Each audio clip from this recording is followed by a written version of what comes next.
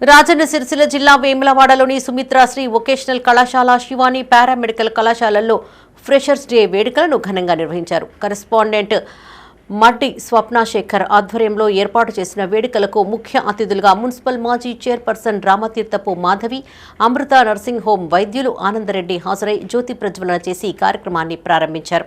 ఈ సందర్భంగా విద్యార్థులు చేసిన నృత్యాలు పలువురిని ఆకట్టుకున్నాయి.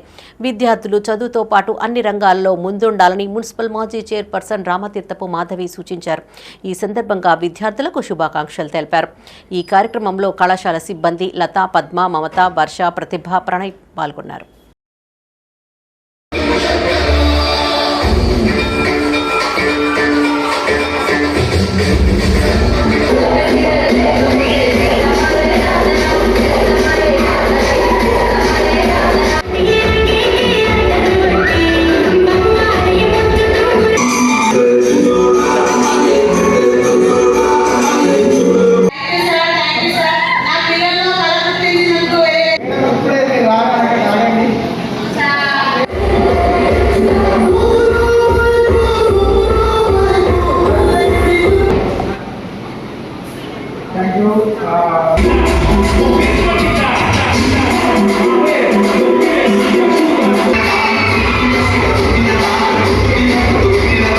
పాఠశాల దశ తర్వాత మరి ఉన్నత విద్య కోసం అంటే ఈ విధంగా వివిధ రకాలైన విద్య, వొకేషనల్ సబ్జెక్ట్ అయితే వివిధ రకాల సబ్జెక్ట్ అయితే ఒక మీ భవిష్యత్తుకి పునాది వేస్తుంది.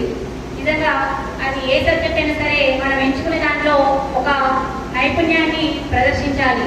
మనం ఎంతవరకు చేస్తున్నామో, మనం ఏం చేస్తున్నామో అనే దాని గురించి మనం దృష్టి పెట్టుకొని మనం చూడాలి. ఈరోజు మరి 2018లోనే మరి కాలేజీ ఇక్కడికి తీసుకురావడం నిజంగా గ్రామీణ ప్రాంతాల్లో చదువుకునే విద్యార్థుల కోసం అంటే పెద్ద పెద్ద ఇంజనీర్లు, డాక్టర్లు, అదేవిధంగా కలెక్టర్లు కాకుండా ఈ విధంగా అంటే తప్పని కాదు. ఇందాకే చెప్పారు, ప్రతి ఒక్కరు కూడా పాస్ అవుతారు 90%, ప్రతి ఒక్కరు కూడా జాబ్ వస్తుందని చెప్పారు. చాలా అంటే మీ అందరూ కూడా అర్హులు, ఇక్కడ ఎవరు అర్హులు కాని వారంటే ఎవరు లేదు. అందరు మీరు అర్హులే, మీరు అందరూ కూడా మంచి కోర్సు చదువుతున్నట్టు వారే.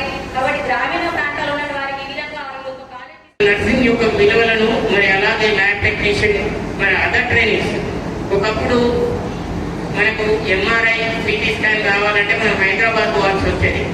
కానీ ఈరోజు వేములవాడలో సిటీ స్కాన్ ఉంది, సిరిసిల్లలో ఎంఆర్ఐ స్కాన్ ఉంది.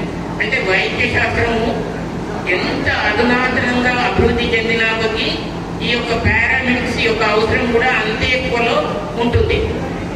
ఒక పారామెడిక్సే కాదు, డాక్టర్స్ కూడా అవైలబిలిటీ ఉంటుంది.